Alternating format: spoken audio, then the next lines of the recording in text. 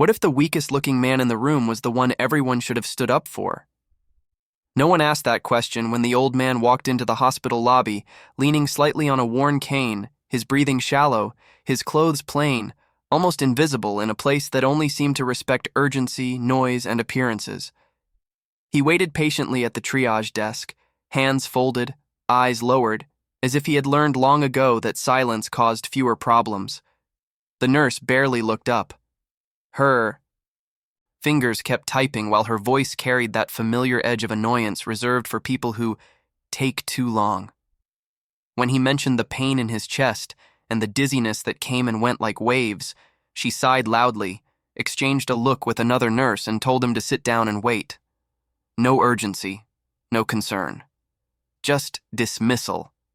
Minutes stretched into something heavier. Other patients arrived after him and were called in first. A young man with a minor cut.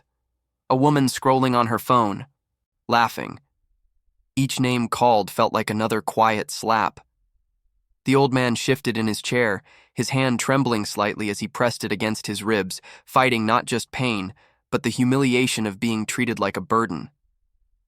A nurse passed by and muttered something under her breath.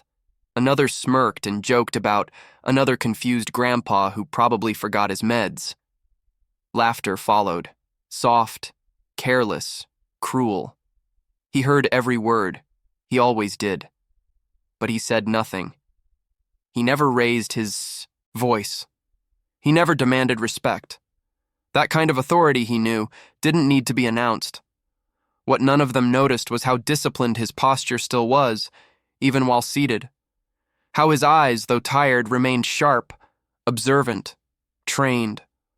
Or how the way he endured the disrespect wasn't weakness but habit, something learned in environments where complaining got people hurt, or worse. The hospital buzzed around him, efficient in appearance, broken in spirit. The system moved, but it moved without values. And as the old man sat there, ignored and mocked, the sense of injustice quietly began to grow, thickening the air. Because this wasn't just neglect anymore. It was judgment. Judgment based purely on what they thought they saw. If this story already made you feel that knot in your chest, pause for a second and think about why. Moments like this aren't just entertainment, they're mirrors. Understanding what's really happening beneath the surface is what gives these stories their power. So tell me in the comments what crossed your mind when the old man was ignored like that. Your perspective matters here. And if this kind of story resonates with you, stories about respect, hidden strength, and justice finding its way back, make sure you leave a like and subscribe to the channel. That simple action helps this message reach more people who still believe that honor isn't defined by appearance. The waiting room slowly turned into a stage where cruelty looked normal. Every time the triage screen flashed a new name that wasn't his, a few people glanced at the old man like he was furniture, something placed there, forgotten, and slightly in the way. He tried to stand once just to remind the desk he was still there, but his knees betrayed him. He gripped the cane harder, swallowed the pain, and sat back down, forcing his face to stay calm the way he'd trained it to be. When he finally approached the counter again, the nurse didn't even hide her irritation. "Sir, I told you to wait. Do you think you're the only one here?" Her tone wasn't medical. It was personal, like his existence offended her. He started to answer, carefully, respectfully, explaining that the pressure in his chest was getting worse and his vision was blurring. She cut him off with a dismissive hand wave, loud enough for others to hear. "If it was that serious, you wouldn't be standing here talking." That sentence landed like a punch, because it was wrong, it was ignorant, and the old man knew it. Some of the most dangerous situations don't come with drama. Sometimes a person stays quiet because they were taught to endure. Sometimes the body is failing while the voice stays steady. But the nurse didn't care about reality, only her assumption. Then something worse happened. A second nurse joined in, pretending to help, but really performing. "Do you have someone who can pick you up?" she asked, as if he'd come for attention. "Or are we going to babysit you all night?" Few people chuckled. Not everyone, but enough. The old man's jaw tightened for half a second, so quick most wouldn't notice, then relaxed again. He returned to his seat, eyes forward, breathing measured, like he was counting seconds in his head for a reason no one understood. Another hour passed. His hand slid to his shirt pocket instinctively, feeling for something that wasn't there anymore. He checked the small plastic bracelet on his wrist from a previous visit, then stopped himself, as if realizing he'd revealed too much. Across the room, a doctor walked by, glanced at the triage notes, and kept moving without asking a single question. The system was functioning technically, but morally, it was collapsing in real time. A loud argument broke out near the entrance, pulling attention away. While everyone looked, the old man's breathing changed. Shorter, sharper. He leaned forward, elbows on knees, trying to ride the wave of pain without showing fear. And that's when the nurse at the desk lowered her voice and said something to her co-worker that the old man still heard clearly. "Watch, he'll fake a collapse next. They always do." Something inside him went still. Not anger exactly, something colder. A recognition. Like he'd seen this pattern before. People making decisions without facts, treating dignity like it was optional, mistaking silence for weakness. He didn't argue. He didn't plead. He simply reached into his coat, slowly, carefully, and pulled out a folded paper that looked old, handled, creased like it had been carried for years. He stared at it for a moment, then tucked it back away as if deciding the timing wasn't right. Because it wasn't. Not yet. And as the nurses kept laughing, unaware of what they were building toward, the hospital was about to receive a problem it couldn't brush aside with sarcasm. The moment passed so quietly that no one marked it as important. That was the mistake. While the room stayed loud with complaints, ringing phones, and careless laughter, the old man adjusted the sleeve of his coat, revealing a thin, pale scar that ran diagonally along his forearm. It wasn't fresh. It wasn't dramatic. But it was precise. Clean. The kind of scar that doesn't come from accidents or clumsiness. The kind that comes from discipline, from places where mistakes carry consequences. One nurse noticed it for half a second, and then looked away, already convinced she knew everything she needed to know about him. That certainty blinded her. The old man shifted again, his breathing controlled but strained, and whispered something under his breath. Numbers, maybe, or a name. No one leaned close enough to hear. No one cared to. At the far end of the room, a junior resident skimmed the triage file on the screen and froze briefly at the last name. It wasn't common.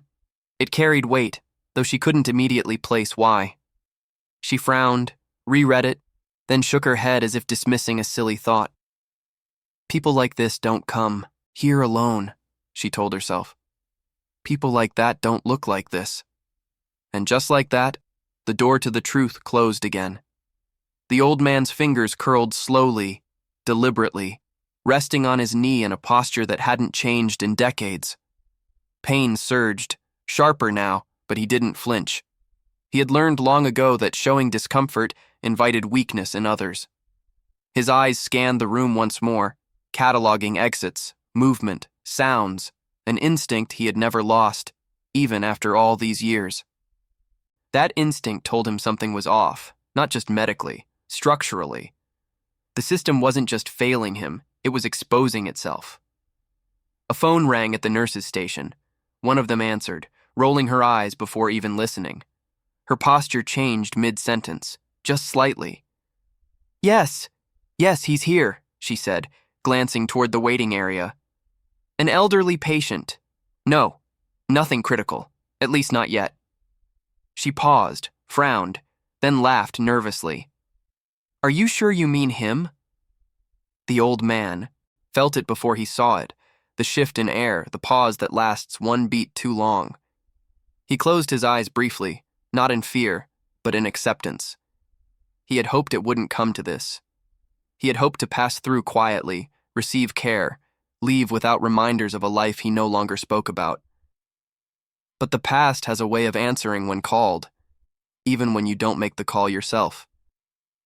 The nurse hung up and whispered something urgent to her colleague. Their smiles faded, replaced by confusion. The junior resident looked back at the screen, then at the old man, really looked this time. Her face drained of color. "That can't be right," she murmured. But it was. And somewhere beyond the hospital walls, someone who understood exactly what that name meant was already moving.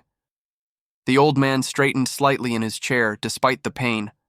Not to show off, not to threaten, just enough to be ready. Because when the truth arrives, it doesn't knock. It enters. What happened next wasn't loud. It wasn't dramatic, and that's exactly why it was dangerous. A decision was made quietly, behind the desk, based not on evidence or care, but on arrogance. The triage status on the screen was downgraded, not because the old man's condition had improved, but because someone assumed he was exaggerating. Someone decided he could wait longer, much longer. A doctor finally approached him, clipboard in hand, eyes already tired, already detached. She asked a few routine questions without really listening to the answers. When the old man tried to explain that the pain wasn't new, that it had a pattern, that he recognized this feeling from a long time ago, she interrupted him with a polite smile that carried no patience behind it. "Let's not jump to conclusions," she said, typing something vague into the system. "At your age, anxiety can feel like many things." That word, anxiety, landed heavier than the pain, because it erased him. It reduced everything he was experiencing into something imaginary, something inconvenient. A nurse whispered, "Told you," as she walked past. Another rolled her eyes and joked that they'd clear a bed when he finally falls asleep. No one noticed the slight tremor in his hand now. No one noticed how his breaths were no longer evenly spaced. Then it happened. His vision narrowed. Sounds dulled, like the world was being wrapped in cotton. He leaned forward instinctively, elbows on knees, focusing on staying conscious. A woman across from him gasped, standing up to call for help. Before she could finish the sentence, a nurse snapped, "He's fine! Sit down!" The assumption was complete. The mistake was locked in. When he finally slid from the chair to the floor, it wasn't theatrical. It wasn't fake. It was controlled, almost careful, like someone trained to fall without causing chaos. Even then, the response was slow, annoyed.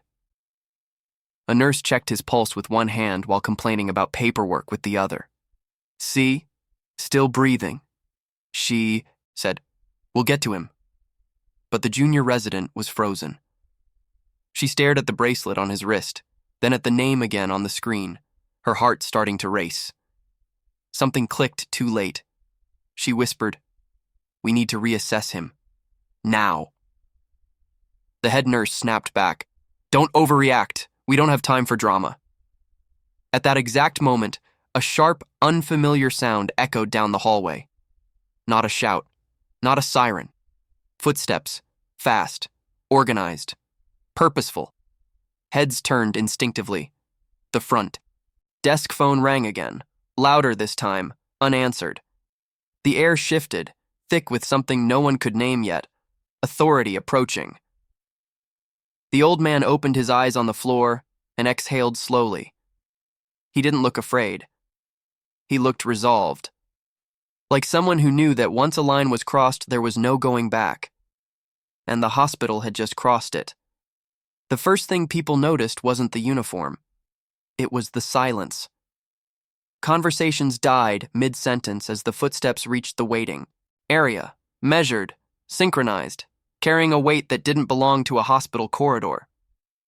Two security guards instinctively straightened before they even understood why. A senior nurse felt her stomach drop for no logical reason at all. Then the doors opened. A Navy officer stepped inside, posture rigid, expression controlled, eyes scanning the room with calm precision. His presence didn't demand attention, it commanded it. Behind him followed another officer, slightly younger, carrying a folder, pressed tightly against his chest. No one spoke. No one laughed. The atmosphere shifted so abruptly, it felt like the room had inhaled and forgotten how to exhale. "Where is he?" the officer asked. His voice wasn't loud, but it carried. It cut through the space with clarity and authority.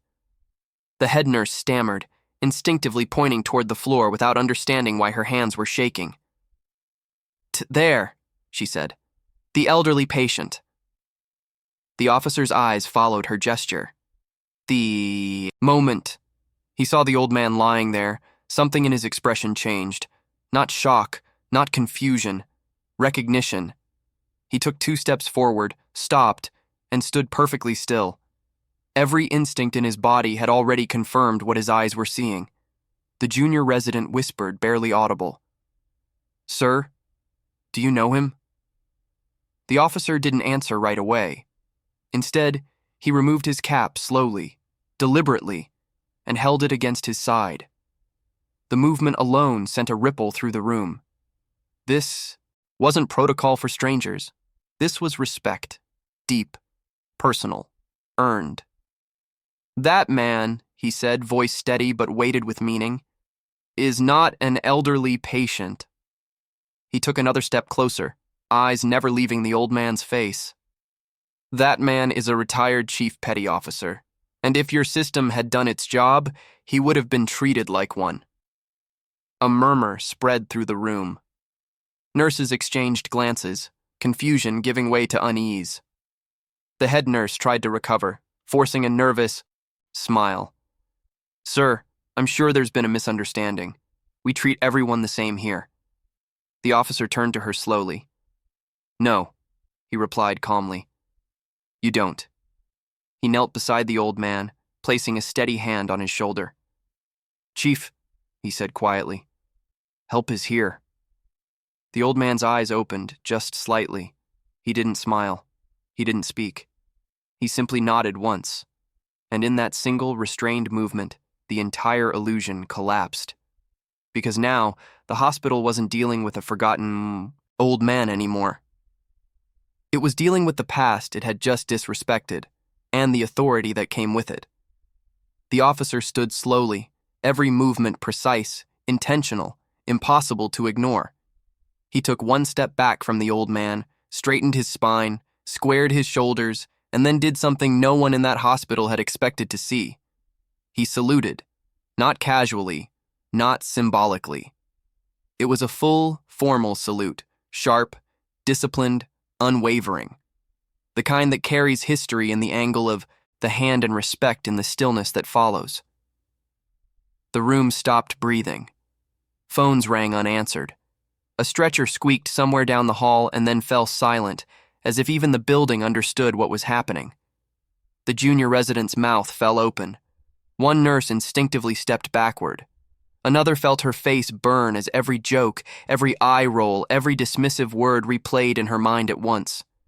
The head nurse stood frozen, her authority evaporating in real time. No one spoke. No one dared to.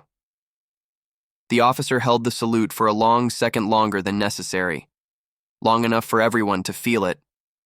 Then he lowered his hand and said calmly, "This man served longer than most of us have been alive. He carried responsibility you can't teach and honor you can't fake." His eyes moved slowly across the staff. "And today, you treated him like he was nothing." A second officer stepped forward and opened the folder. Inside were documents stamped, signed, official.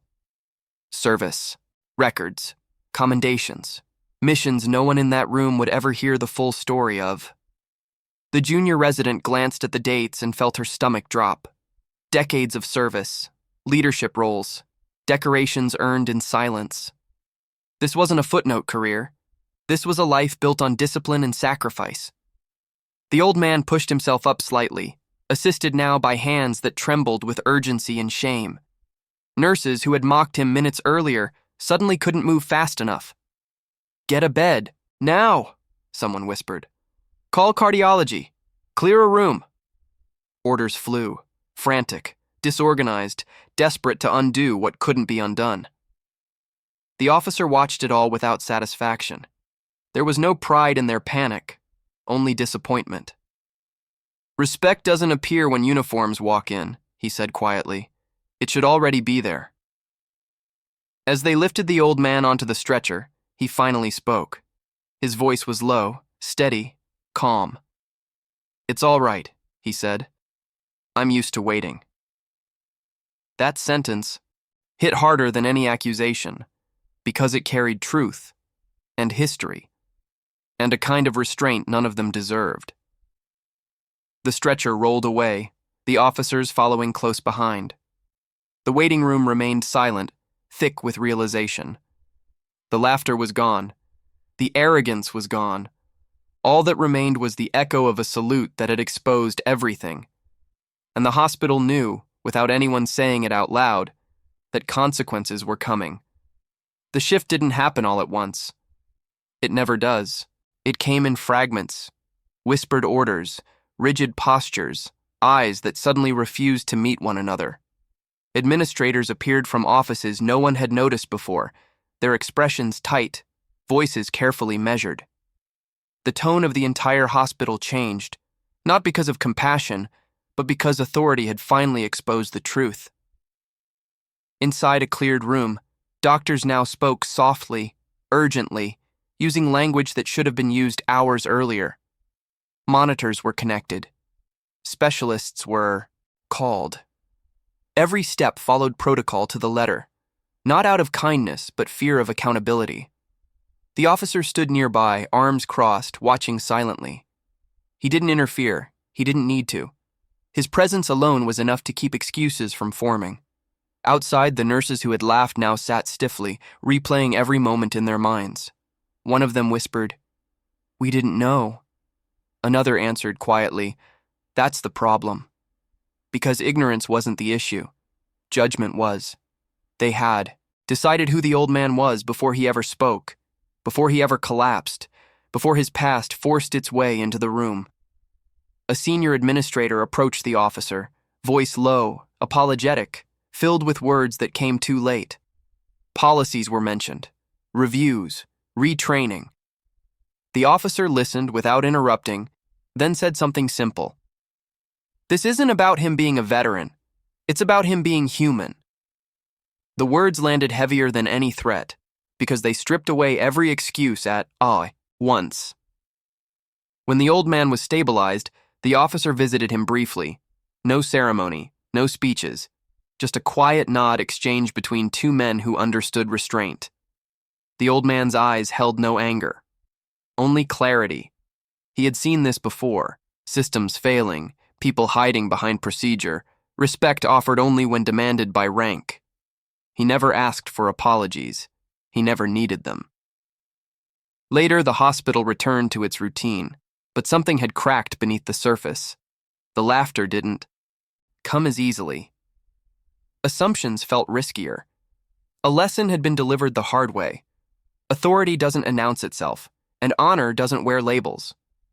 Sometimes it sits quietly in a chair, waiting to be seen. And the truth lingered in the silence that followed.